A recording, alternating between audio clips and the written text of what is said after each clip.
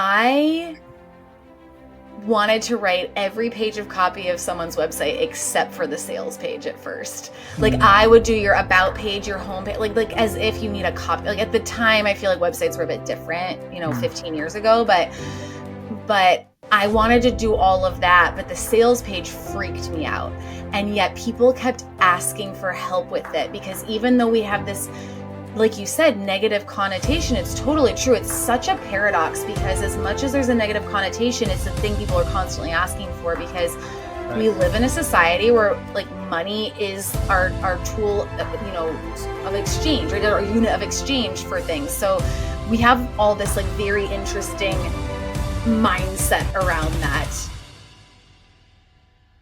Welcome to the show. Nathan Newberry here, your host. I have Courtney Shaw here. She's going to join us in just a minute to hear her story. Super pumped for you to kind of understand what she does, how she helps. She is an online influencer that helps people with copywriting and really focused not just the copyright, but the sales aspect of that. And so she's a coach. She teaches this. She's a mama bear. She has some kids.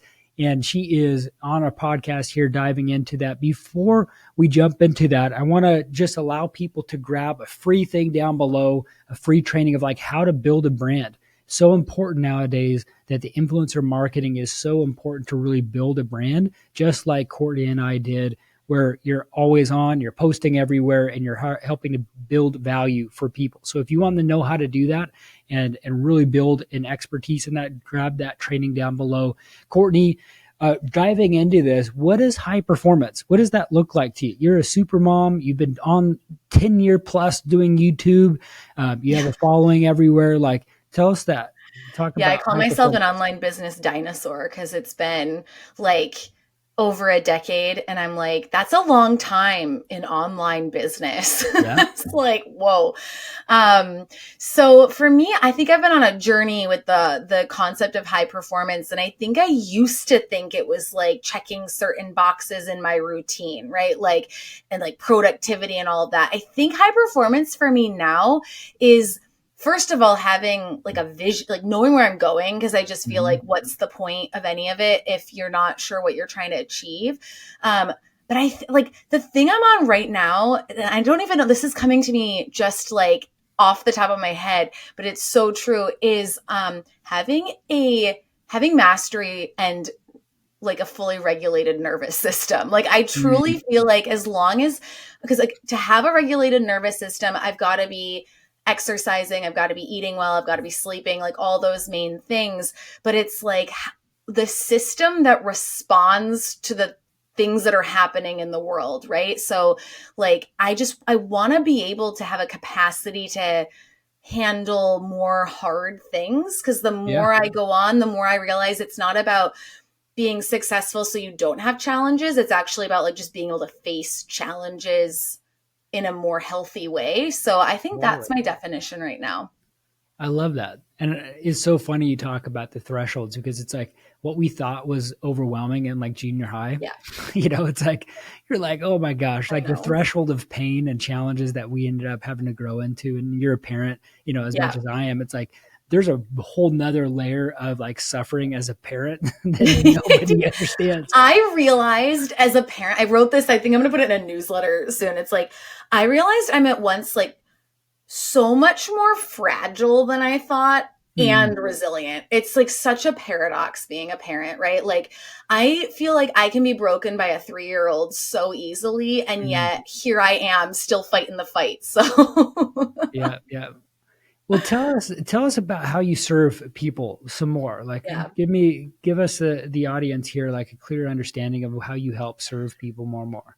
Yeah, so I work with other entrepreneurs, and I like my zone of genius, I'll say, is really in like psychology, and I really love sales psychology, and I'm really passionate about like rewriting the narrative for people, especially women. I feel can struggle with stories we've been told and conditioning we have around selling, and that it's like hard and negative and all of this. And I feel like it's this barrier that is preventing so many people from being able to serve the people they're trying to serve. So the way I work with people is like, and I take it very tangible, but is very much in the strategy of either helping them to create their signature services so they can start having clients, booking out and working full time with clients, and also sales page copy. Sales page copy is like, that's my bread and butter. So I can get pretty technical with it. Yeah. Where did it all begin though? Like, yeah. You've been an online influencer for over a decade, but like you accidentally got into this, or at the very beginning of it, you kind of had a thought, or you had a line in the sand moment. You're a well-known traveler. You're in Canada now, but you're from the States. Like, tell us from the very beginning. You and I and most of our listeners here are wired a little bit different. That's why I have this podcast, because they can have a motivational thing while they're on the treadmill or walking the dog or driving the car, where they're putting in and they're listening to some really cool stories of origin stories of people like us that are wired a little bit different. Bring us back to the very beginning of like when you knew that, when you thought of that, when you thought yourself as a high achiever and got into what you're doing. Yeah.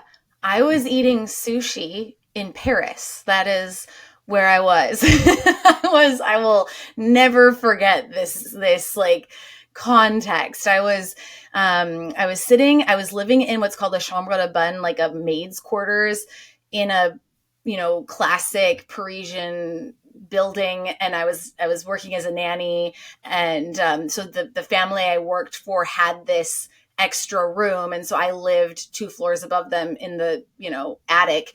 And I did have a view of the Eiffel Tower. If I like stood on my bed and stuck my head out the window, I could see it, especially when it was sparkling. But I was sitting there on my bed eating my sushi, and I was watching some kind of webinar or something. And by the way, this was back in 2011. So this is like, when I say I feel like an online business dinosaur, I'm like, I don't even know if there were webinars then. It might have been those like teleconferences. Like, I think it was something like that, where like people phoned in, and I was listening to these entrepreneurs talking about like starting a business online. And until then, at that point, I was like 22 or 23. I could not figure out what I wanted to do after I moved home from France, because I was living there after I finished college, and I had a French degree. I had no idea what I was going to do with that. And I just was like, if I could make $30,000 a year for the rest of my life and never have to get a real job, I'd be so happy. Like 30,000, for some reason, that was the number that stuck out to me at age 23 in 2011. Also, I graduated during the recession, so I was grateful for any employment.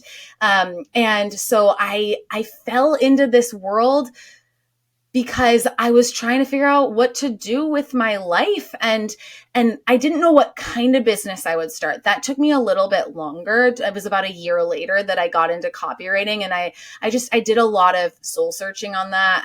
I started doing resume writing for people. I was an ESL tutor. I tutored French. I did all kinds of things to sort of figure out what I enjoyed. And I learned about copywriting, and I've always been obsessed with language and psychology. And when I realized there was a profession where I could blend those two things together, I was sold. I knew it was for me. Yeah. Sales is a unique one though, too, because there's a bad connotation with sales, right? Totally. So how did you get into that aspect of it? Yeah, because I didn't want to. Yeah, there's a reluctancy big time with totally talk or hear from salespeople. How does that? Yeah, I wanted to write every page of copy of someone's website except for the sales page at first. Like I would do your about page, your home page, like as if you need a copy. Like at the time, I feel like websites were a bit different, 15 years ago, but I wanted to do all of that, but the sales page freaked me out. And yet people kept asking for help with it, because even though we have this, like you said, negative connotation, it's totally true. It's such a paradox, because as much as there's a negative connotation, it's the thing people are constantly asking for, because we live in a society where like money is our tool, of exchange, right? Our unit of exchange for things. So we have all this like very interesting mindset around that. And I got that request so many times, and I realized I was struggling at that point to get more clients for the packages I was offering.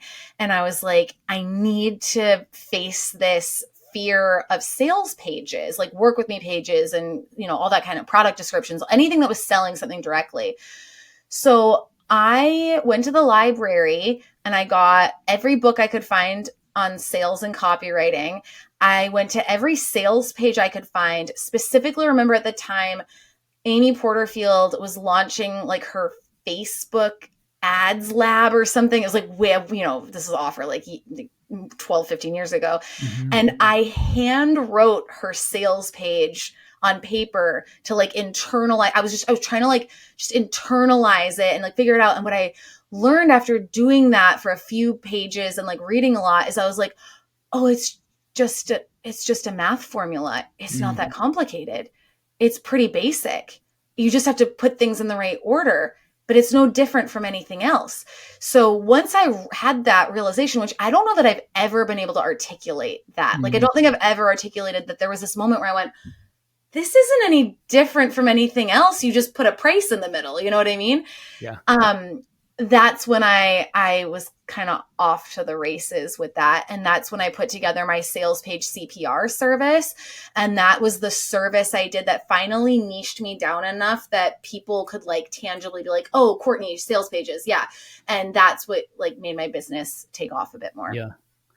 And that's so needed. Like our world shifted and there was a big leap. If we had a graph in front of us of like how many people adopted online and being online and having webinars and sales pages, like COVID just drastically probably took off with the amount of people that needed your service. I want to talk about this because I think it's a big elephant in the room. Like people think now with OpenAI, AI, ChatGPT, Claude, other things out there, that they can just write a lot because information is out there in the formats and frameworks. And you've been a professional all these years knowing these things and applying it to people and now using information. Like, I think there's some people that are fighting it and then some are realizing, hey, I just got to learn how to use it. And I think you've created some content and videos around like helping people know how to leverage that. How would you go about for our listeners here that are entrepreneurs and business owners that want to know how to integrate their marketing efforts and their sales efforts using AI, but also learning it from you? How would you go about doing that? Yeah, I want to make it more approachable. And when ChatGPT came on the scene, I'm not an early adopter. I wish I was. I'm so jealous of people who just have that in them that they're like, I'm going to get it. I'm the kind of person when I see something new, I'm like, okay, let's see how that plays out. And then I miss an opportunity because, that's when you can get in. But I just get overwhelmed by like, I don't see how that fits in. How can that actually help me? And I think that people are still in general really stuck on how to really take advantage of these tools because they're still trying to fit ChatGPT into a category of something they already understand. And it's not. It's a different thing. I have a gym buddy. We go to the gym at 6 a.m. every day. And we were just talking about this today. Because I prompted ChatGPT yesterday to be my therapist and a therapist that's sick and tired of my BS and like, tell me what you really think. And it was fantastic. It was actually one of the most helpful things I've ever received. I got that prompt from somebody else and I was like, this is so good. But the reason it was good is because I engage with my ChatGPT bot. Her name's Botany, by the way. And I engage with Botany every day. Like I'm constantly talking to Botany about myself. Like we're besties, right? Mm-hmm. So Botany knows me. And so Botany's able to be more helpful for me. So that's kind of the first thing is like, I use it. And in doing that and throughout the day, sort of finding ways to use it. And this is not even copywriting related, but just like I'm doing a task. Why don't I ask Botany about this, right? Like any task. Without trying to think, like have this like perfect way of going in and using it, it can start to make it feel a little bit less scary, but it can also start to make you realize what it is and how it works. Now, I think when it comes to the copywriting space, copywriters in general can be very writers in general can be very elitist about their profession. And I am so not on the same page as that. I think if you can talk, you can write. And at this point, you don't even really need to talk to write. Like, but if you can have a conversation with a human being and you have friends and you can talk about let's say you're like some kind of naturopathic doctor, right? And you see clients all the time. All day long, you're talking about your expertise. If you can do that, you can create content around that. You can create copy around that. You just need the formula and the structure and maybe the steps, but we just need to take who you already are and plug it into all of that. And ChatGPT and other tools, I'm more familiar with ChatGPT, can be immensely, immensely useful for that, because one of the hardest parts of copywriting is getting started. It's getting that first, what I call like shitty first draft done. And at this point, I just have ChatGPT do that for me. I have a YouTube video, I think you mentioned on this, pretty much this same topic, is like how to get ChatGPT to write your sales page. I'm not going to probably feed ChatGPT a prompt to have it write a sales page and then I publish that. That's not probably how it's going to work. But it's certainly going to cut the time down by at least 50% for me to have the right prompts and questions. And actually, one thing people forget with ChatGPT is like, make ChatGPT ask you the questions, right? Like, tell it, I need you to ask me questions in order to help me clarify my offer or write my sales page. It will ask great questions. And then you can answer them. And now it has that information. And now you can move to the next step. So it's not just like, I think people are just like, prompt it, do this thing. It didn't do it well. Oh, that sucks. It's like, there's so many more layers to it. And I think you can only get there if you experiment with it. I think that's the best approach. It's like, and I think people can read, it. Like there's a difference between AI copy and a human writing it. Yeah. Totally. At least at this moment. Like I'm sure it will improve over time. But I think it's like, it's not either or, like, hey, I'm against ChatGPT or with it. It's like everybody's adopting it. Everybody needs to get on that bandwagon. But I think it's like the person, the technician with AI is going to be the next level. Yes. That's going to be able to like partner the glue between all of that. And I love how you're prompting it, because you're asking it questions and you're having to come up with something, but you're actually having to ask you the specific questions to come out with some other outcomes that you want, which I think is very intuitive. And I think people need to start thinking about that a little bit more. So thank you for that front. Yeah. Yeah. I want to ask you too about the sales and marketing side of it, because there's a big overlap. Like we talked about, with, sales and marketing. Copyright is a marketing approach, but it also needs to sell. I think there's intertwining things. I think people used to think of it as separate when really it's blending so intricately, especially building a brand like yourself. And what I teach people how to do is like build an online business. Talk about that front of like the correlations and connections that you're seeing sales and marketing have in the online world, and what you've seen over the decade plus of writing content, creating services, but also coaching people through it. I agree. I think this is changing, and I think it's changing because I think for better, it's just a fact, right? So I'm just going to choose to see it as a good thing that, like you said, during COVID, like so many more people came into this space and started businesses. I think that's a wonderful thing. I think it's better that we have more competition. I think it's better that there's more people out there, because I think it challenges us all. And of course, I liked it when it was easier. Of course, I liked it in 2010 when I'd post on my Facebook page and every single person who followed me would see it. But I don't sit here like thinking about, yesteryear. I want to see the opportunities that are here right now. And I think because it's so much noisier and because there's so many more people, there's kind of this duality that you have to grab people faster. So I think it's important that, like, we used to get a really long amount of time to, I could post a pretty like B-, C- piece of content and it was still going to I could pass that off for my content for the week. I have to think a lot more about it now. I use ChatGPT for that. In fact, I did right before we hopped on this call. I had it map out my podcast episodes for the quarter. But I think that your topics for your marketing content need to be intimately connected to your sales, or like 80% of them need to be at least mentioning your offers. I think before, people would create all this content and people wouldn't even know you had a business. It was like so much marketing. And then, well, they were on my email list. So it was sort of like you'd sneak attack, Trojan horse them that you had a business. I think the way we do it now is better. I'd rather people know upfront, this is what I do. This is how you can work with me. Like, let's just solve the problem, in and out. I feel like people want specific problems solved in 2025. They want them solved faster, efficiently. And they want to know that you're going to help them with a tangible problem.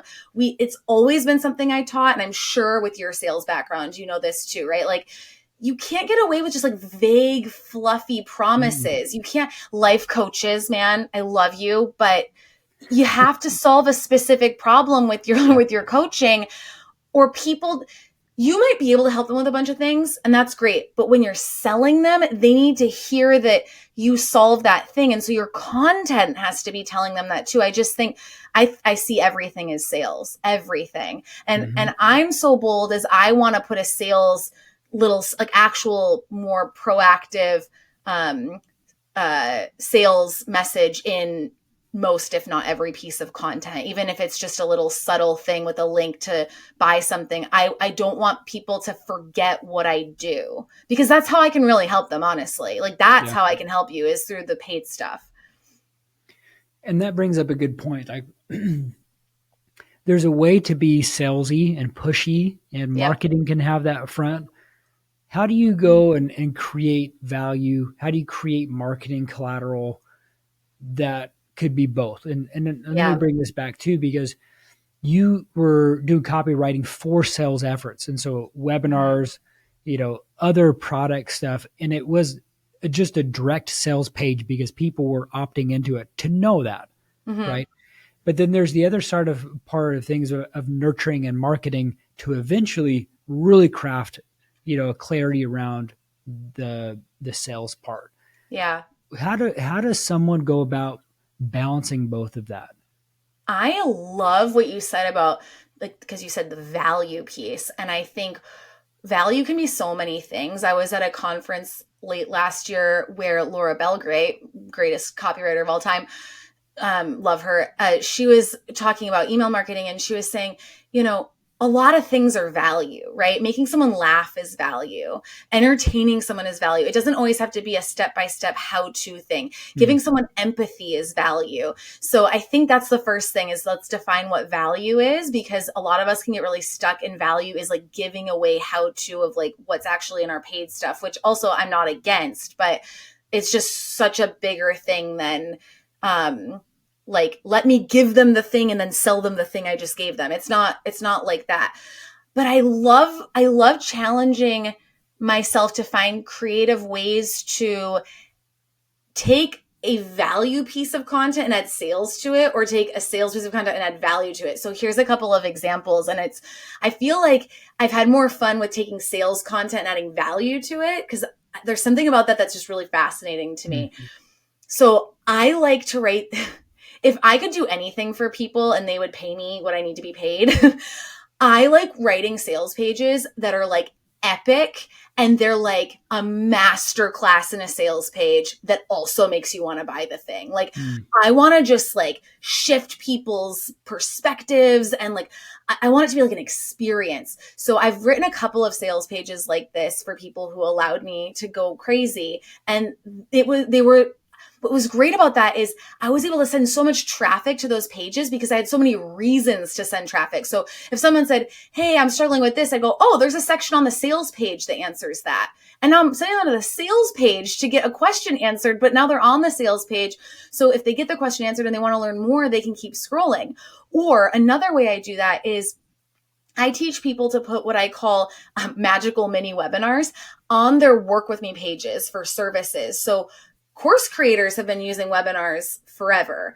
Why don't service providers add little trainings on their work with me pages that go over like the framework that you teach and how you work with clients and the problem you solve, that you can now send traffic to watch that training. It just happens to also live on your work with me page. And at the end, you invite them to work with you if they want to continue that journey. They don't have to. So there's just sort of like consent-based thing of like the sales pitch should never be like in your face. It's like, hey, if you liked this and you want to continue, here's how you can. If not, that's fine too. I always make it very like, I'm not attached. I would, of course, love to work with you, but like you make the decision. But it's also this way of creating excuses to send people to the sales content because it has the value on it. And so, or like a website that's more of a one-page website sales page that doesn't make people like click to so many different things before they get to how they can pay you. I love it. We got sales page. How do you go about that into the content that you create, especially being an online influencer and you creating YouTube videos and content? How do you go about with your expertise, like marketing and sales, with doing that?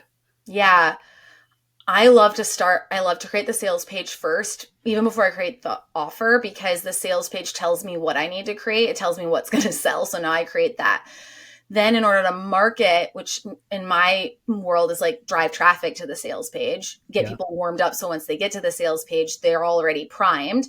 I know that there's a few things psychologically that need to happen, right? So I know that I need to be speaking to like mistakes that people are making, misconceptions that they have about whatever it is I'm selling or whatever it is I want to help them to achieve. So like, what is it they think they need to do to solve this problem that I know isn't going to work, but they don't know? I will think about one of my favorite types of, so I have these content categories, right? One of my favorite kinds, I call it show it content. So I think everything can be made visual, like even if you don't have a visual business. So I had a client once, she did LinkedIn, like LinkedIn profiles for people, and she would do these audits. And I was like, why don't you do a Loom video of you just doing like a really quick 1 minute like LinkedIn profile audit, and that's your content, because people want to see it. They want to see you doing the thing. It's like tangibilizes it. So what I'll do is I'll take these categories of content, like the mistakes and the how-to and the show it and the examples, questions people have, and then I'll go through the sales page and I'll actually pull out, if I can, as much as possible, things from the sales page that fit into those categories. And then that will be the content. Like that will be the starting point for the content. So let's say I was like, oh, a big mistake people are making when they try to, let's think of run a 5K for the first time, is they get up and they try to just start running right away. And then they hurt themselves. Speaking from experience, because I'm not an expert at this. So I'm just giving you something I did before. So what we need to do is we need them to do like, instead, I know they need to do at least a week or two of like functional training to like warm up their muscles. Anyone who's in this world is like, she's kind of right, but not using the right language. So what I'm going to do is create content that's like, hey, want to run a 5K in the next 6 weeks? Don't do this. Do this instead. But I'm also probably going to have that on the sales page, right? So I think of those categories, and then I use the sales page as like the Bible. It's like I'm like repurposing the sales page content as much as possible, because I want there to be congruency and I want there to be repetition between those things, because that's what gets people familiar with your language, your marketing, and they feel more comfortable with you. They don't want it to be fresh and different all the time. What are some things that you live by that help shape you into the success that you are now? There are no emergencies in online business. It's like my number one rule.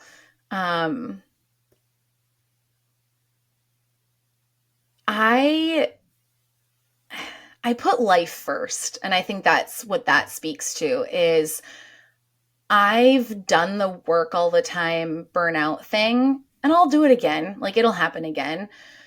It's harder with kids because they don't let you. But what I realized from that is you actually create worse things when you're doing that. You're not as creative. You're not as productive. And so I know that if I put life first, and for me, that means sleep, exercise, fun things. I love Netflix. I love a thriller on Netflix. It's like my jam. Spending time with my family, obviously. I know if I do those things, I'm going to do better work, and I keep my work contained into my work hours. I think that has kept me in this game as long as it has, when I have seen many close friends of mine be very successful and then burn out so badly that they have to shut down their businesses. Yeah. So I'm a bit more of a tortoise than a hare. I'm slow and steady, but I'm okay with that. And it's a long game. I think there's a lot of people over the years, because you and I have been in this space and we've known people that pop up and then they just drop off, and you're like, man, but only if they stayed the course, they would be in the icon, today. Yeah. Right. And so I think there's something to be said about the short-term and, long-term play within marketing and sales that I think is really important for people in branding and doing sales and marketing. How can people follow you and connect with you further? And I'm going to put all these links down below in the show notes, but I want people to be able to connect with you further. Yeah. How can people do that? So you can find me over at CourtneyShaal.com. And then my Instagram is just my name, Courtney Shaal, Chaal. It's a unique last name. My husband is from Algeria.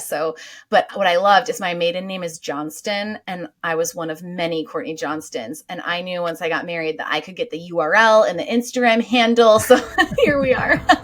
There you are. Cool. I'll put all those links down below. Appreciate you being on.